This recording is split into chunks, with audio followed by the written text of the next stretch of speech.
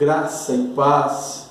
Estamos aqui para dar continuidade à série das 7 cartas das 7 igrejas do Apocalipse. Hoje vamos falar da igreja de Pérgamo. Vamos ler o Apocalipse 2, do versículo 12 ao 17. Ao anjo da igreja em Pérgamo, escreva: estas são as palavras daquele que tem a espada afiada de 2 gumes. Sei onde você vive, onde está o trono de Satanás. Contudo, você permanece fiel ao meu nome e não renunciou à sua fé em mim, mesmo quando Antipas, minha fiel testemunha, foi morto nesta cidade onde Satanás habita. No entanto, tenho contra você algumas coisas. Você tem aí pessoas que se apegam ao ensino de Balaão, que ensinou a Balaque a armar ciladas contra os israelitas, induzindo-os a comer alimentos sacrificados a ídolos e a praticar imoralidade sexual. De igual modo, você tem alguns que se apegam aos ensinos dos nicolaítas. Portanto, arrependa-se, senão virei em breve até você e lutarei contra eles com a espada da minha boca. Aquele que tem ouvidos, ouça o que o Espírito diz às igrejas. Ao vencedor darei o maná escondido. Também lhe darei uma pedra branca, com um novo nome nela escrito, conhecido apenas por aquele que o recebe. Antes de falarmos da igreja, vamos falar um pouco sobre a cidade de Pérgamo. A cidade de Pérgamo ficava localizada sobre uma montanha de rocha, cerca de 300 metros de altitude, e aos pés dessa montanha ficava um grande vale fértil do rio Caico. Pérgamo está ao norte de Éfeso, ficava a cerca de 30 quilômetros do mar Egeu e um pouco mais de 100 quilômetros da cidade de Esmirna. Atualmente, ela está na cidade de Bergana, na Turquia, e recebe muitos visitantes interessados em visitar as antigas ruínas da cidade. Pérgamo não era comercialmente tão conhecida como Éfeso e Esmirna, mas, segundo Plínio, ela era famosa pela cidade da Ásia devido à importância política e religiosa que ela exercia naquela região. Ela começou sua ascensão após a morte de Alexandre o Grande, em 333 a.C., e Pérgamo foi a capital da Ásia por mais ou menos 400 anos, e também foi capital do reino do Seleucida até 133 a.C. Átalo III, que foi o último rei de Pérgamo, ele passou a cidade para Roma, e a cidade passou a se tornar a capital de Roma na Ásia.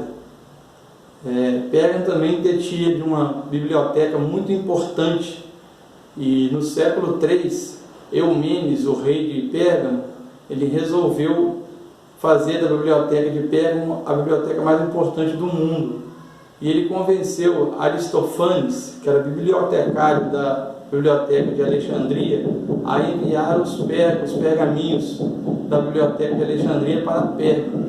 Mas Ptolomeu, o rei do Egito, ele embargou o envio de papiro para a cidade de Pérgamo. Então os estudiosos de Pérgamo, eles inventaram o pergaminho de couro liso, que posteriormente ele veio superar o papiro. E a biblioteca de Pérgamo, ela chegou a ter 200 mil pergaminhos. Ela só ficou atrás da biblioteca de Alexandria. Um outro dado bem relevante da cidade é que ela foi a primeira cidade da Ásia a incentivar a abertura de culto ao imperador. No ano 29 a.C., ela dedicou um templo a Augusto César e a deusa Roma. E uma vez por ano, os habitantes precisavam ir ao templo e adorar e queimar incenso e gritar que César era o Senhor. E quem se recusasse a fazer esse culto era condenado por traição e levado até a morte. Após essa adoração, os habitantes poderiam voltar para suas casas e adorar os deuses que eles quisessem assim fazer. Pérgamo também era um local de culto a muitos outros deuses. Na cidade havia uma acrópole de uns 300 metros de altura, com muitos templos pagãos. E no topo desse acrópole estava um templo dedicado a Zeus, e ao lado dele um dedicado à deusa Atenas. Um dado muito interessante em Pérgamo, que também realizava culto a Esculápio, o deus serpente, e muitas curas da época foi dedicada a esse deus Esculápio. E o emblema de Esculápio era uma serpente, no qual até hoje a medicina ainda usa esse mesmo símbolo que Esculápio usava naquela época. E vamos falar agora sobre a igreja. Jesus disse na carta que sabia onde eles habitavam, que era no trono de Satanás. Há diversas explicações sobre essa frase, trono de Satanás. Alguns teólogos acreditam que isso é dedicado à cidade, por ser um centro religioso pagão. Outros acreditam que se refere ao culto a Esculápio, o deus serpente. Ou ainda se refere a Zeus, que na Acrópole denominava o que dominava a cidade, que era o culto a Zeus naquela época.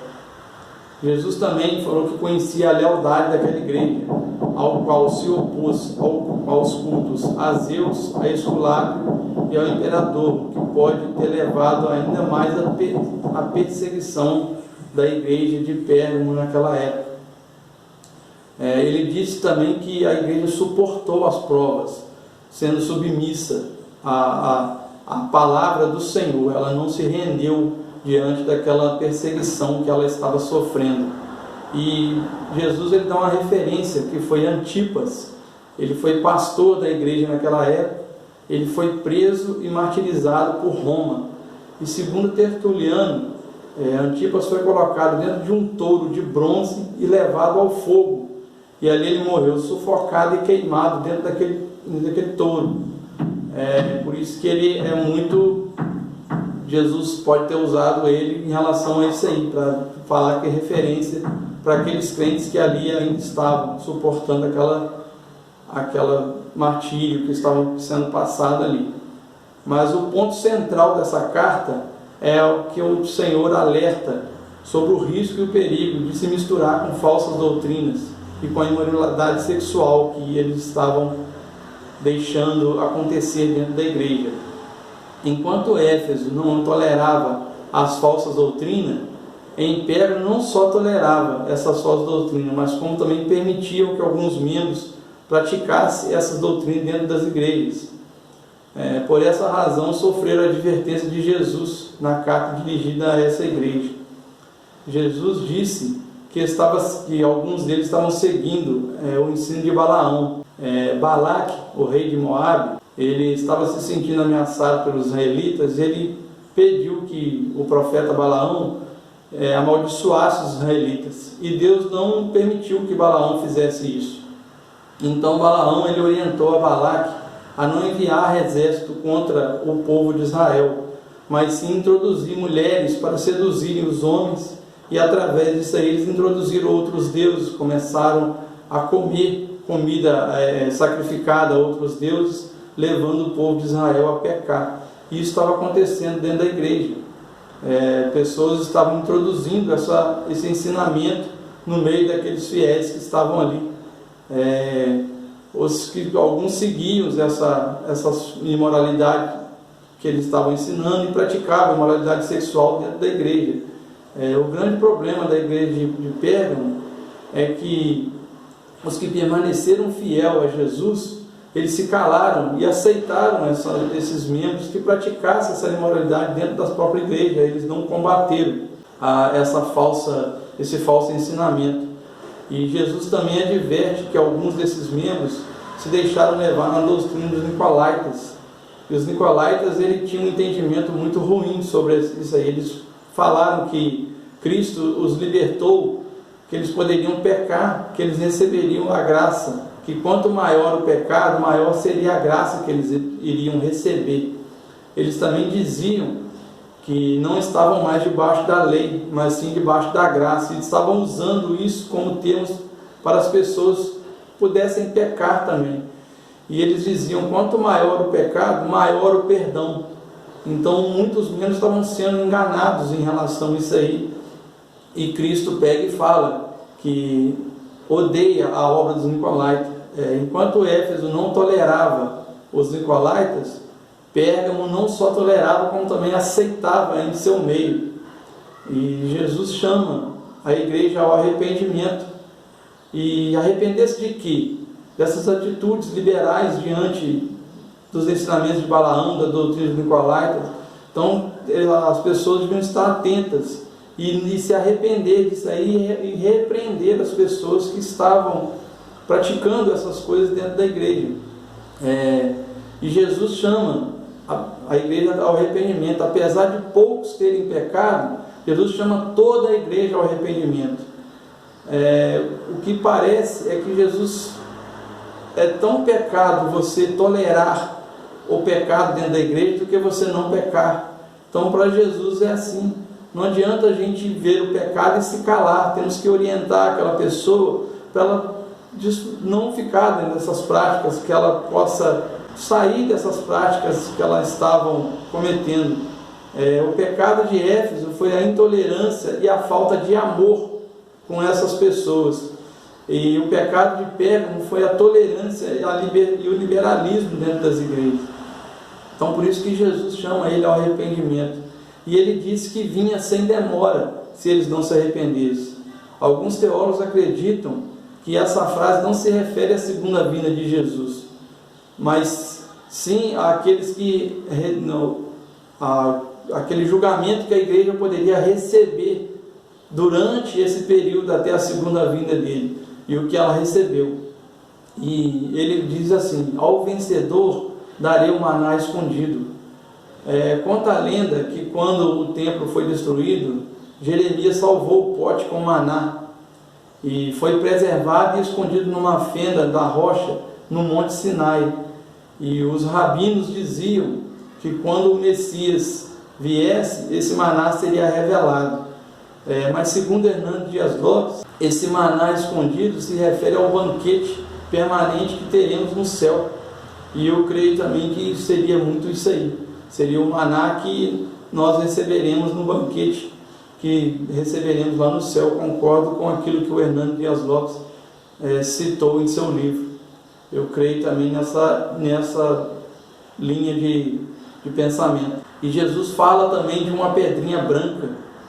No mundo antigo, as pedras brancas tinham muitas utilidades. Ela significava a absolvição de um crime no julgamento, como também a pedra preta significava a condenação por aquele crime. E usava também essas pedras brancas como um bilhete de entrada para festivais públicos que eles faziam naquela época. E acredito que o segundo termo implica mais e enquadra melhor no contexto daquilo que está escrito na carta, que a pedra branca é o símbolo da admissão para a festa messiânica que iremos receber após a segunda vinda de Cristo. E Jesus disse que daria um novo nome.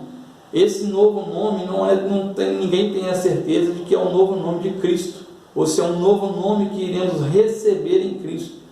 De qualquer forma, ela significa a nossa entrada no banquete celestial que iremos receber. Então temos que estar atentos para não deixarmos de participar desse banquete que o Senhor nos propôs aqui nessa carta. Temos que estar atentos para não deixarmos levar por falsas doutrinas, por falsos ensinamentos, porque ultimamente as nossas igrejas têm recebido muitas pessoas que ainda não têm a instrução e acabam escutando coisas que não são muito certas daquilo que o Senhor tem a falar conosco. Então temos que estar atentos e prestar atenção nessas pessoas também, para que possamos conduzi-las da forma mais correta possível nos caminhos do Senhor, não deixar que elas venham destruir as próprias vidas, que elas também possam estar acessíveis a esse maná escondido, a essa pedra branca que o Senhor nos dará, que seremos vencedores nele, como ele também deu a coroa da vida para Esmina e deu também o direito da árvore da vida em Éfeso, nós também temos que ter esse direito também de receber esse maná escondido, esse alimento do Senhor, esse alimento que veio do céu naquela época lá no deserto. Essa é um pouquinho da história da igreja, é um pouquinho da cidade de Esmina. Espero que esteja alcançando o coração dos irmãos. Aquele que gostar, deixe o seu like, compartilhe esse vídeo, se inscreva no canal. Fique na paz, meus irmãos.